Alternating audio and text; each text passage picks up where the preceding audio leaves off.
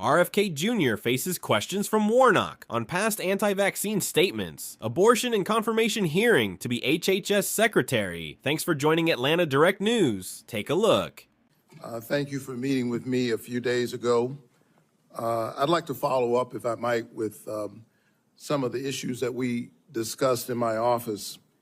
I want to talk to you first about the CDC, or the Centers for Disease Control and Prevention.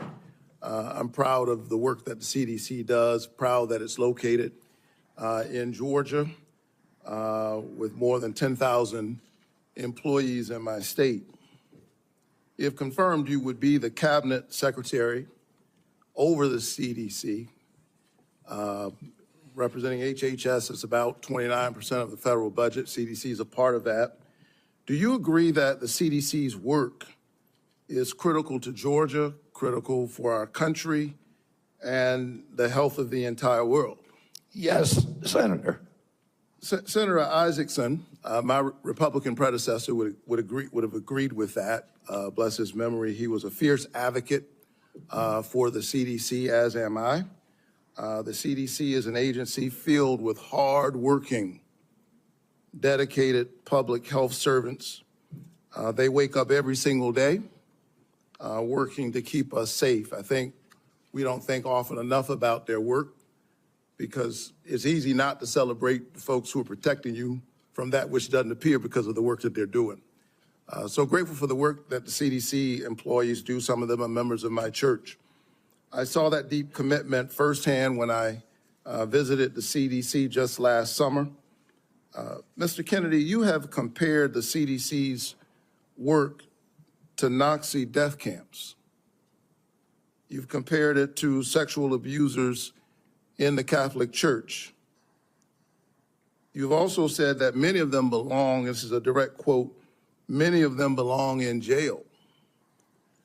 For me, those are disturbing characterizations of the CDC workers that I know who are trying to keep the American public safe every single day. And as you are presented as the nominee for this position, I need to know, do you stand by those statements that you made in the past, or do you retract those previous statements? Senator, I don't believe that I ever compared the CDC to Nazi death camps. I support the CDC. My job is not to dismantle or harm the CDC. My job is to empower the scientists, if I'm privileged to be confirmed. So you retract those statements? I'm not retracting it. I never said it. Well, actually, I have a transcript Of me saying that it's a Nazi death camp? Let me read your words. It says that the institution, CDC, and the vaccine program, is your description of their work, is more important than the children that it's supposed to protect. And you know, it's the same reason we had a pedophile scandal in the Catholic Church. It's because people were able to convince themselves that the institution of the church was more important than these little boys and girls who were being raped. That's pretty provocative language. You said in another statement to me, this is like Nazi death camp. I mean, let me finish. I'm just reading your words. I mean, what happened to these kids? 1 in 31 boys in this country, their minds are being robbed from them. Yeah, I was not comparing the CDC to Nazi death camps. I was comparing the injury rate to our children to other atrocities. And I wouldn't compare, of course, the CDC to Nazi death camps to the extent that any statement that I made has been interpreted that way. Yeah, I don't agree with that. In 2003, the United States Congress Government Oversight Committee ended an over a year investigation of the CDC and used almost that same language. They said that the CDC, just one division, one branch, the Immunization Safety Office, had put institutional self-interest and pharmaceutical profits ahead of the welfare and health of American children. So that was a conclusion by Congress. And I repeated that. I'm asking you because you're the nominee for HHS. It sounds like you stand by those statements. Senator, my objective is to support the CDC. There's nothing I'm going to do that is going to harm CDC. I want to make sure that our science is gold standard science, So, and it's free from that same government oversight investigation committee found that the panels, the ACIP panel within CDC, I think 97% of the people on it had conflicts. I don't believe that that's right. I think we need to end those conflicts and make sure that scientists are doing unobstructed science. so I want to enter this statement, by the way, into the record without objection. Without objection. Last week, the White House gagged HHS and the CDC, preventing them from communicating all important public health information to anyone, including all of our allies, including our allies in the United States and global disease prevention. Can you just answer yes or no, because I'm running out of time? Do you agree with that action? I was not consulted on it, but that's pretty much standard I'm asking operating you, procedure for incoming administration. So you agree with the action that gagged HHS and CDC from communicating important public health information to the That public? directive made sure that no You said, public health and only non-essential travel and mass communications were temporarily suspended pending the confirmation of a new HHS secretary. This is standard operating procedure for every administration. I get it. I don't think what we've seen over the last several days is standard operation for new administrations. I think we're seeing some unprecedented actions, but you agree with it.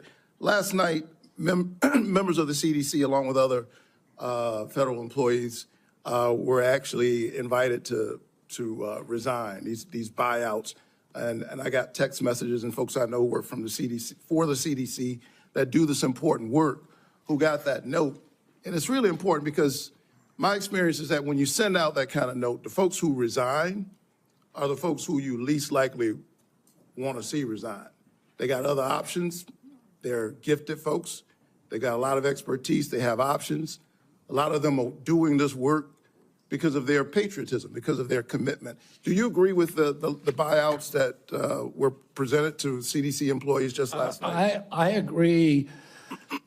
At the vast majority of the scientists and experts at CDC are patriots and good government servants. Can you tell me yes or no? I don't think anybody's going to resign who's committed to making America healthy again. Can you just answer yes? Okay, you agree with the buyouts. In our meeting, I asked you to confirm your support for the Affordable Care Act. You also mentioned that you and President Trump want to fix the ACA by making premiums more affordable. Can you answer me yes or no, as I don't have a lot of time? Did you know that tax credits that help families afford health insurance and save Georgians an average of $531 per month per person are set to expire at the end of the year? Did you know that? I do. We need to move on. Do you support Congress extending these tax credits so that Americans can continue to afford health care? Congress has to make its own decisions about that. My instructions from President Chairman, Trump you're saying I'm running out of time, but I'm having a lot of trouble getting the witness to answer yes or no to a yes or no question. Well, and I've got one more question. You're almost at 9 minutes, sir. Well, I need him to answer yes or no. Yes or no? Do you I'm not going support? to answer yes or no to a question that's not susceptible to an honest yes or no answer. I can't We get an need to answer. move on.